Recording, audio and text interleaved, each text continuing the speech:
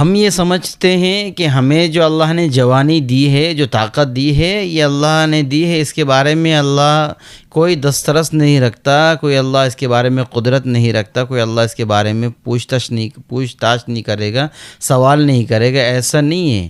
کل قیامت کے دن اللہ پوچھے گا کہ اپنی جوانی کو کہاں پہ خرچ کیا۔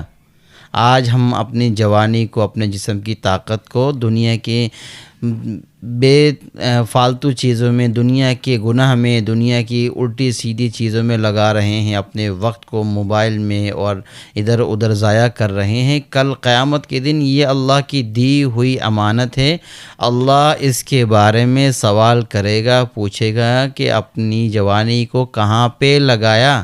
اگر انسان جوانی میں عبادت کرتا ہے اور بڑھاپے کے وقت عبادت نہیں کر سکتا تو اللہ تعالیٰ فرشتوں کو حکم دیتے ہیں کہ اس نے جو جوانی میں عبادت کی ہے آج بڑھاپے میں نہیں کر سکتا تو کوئی بات نہیں، جوانی کی طرح اس کے بڑھاپے میں بھی وہی نیکیاں لکھو جو جوانی میں کرتا تھا۔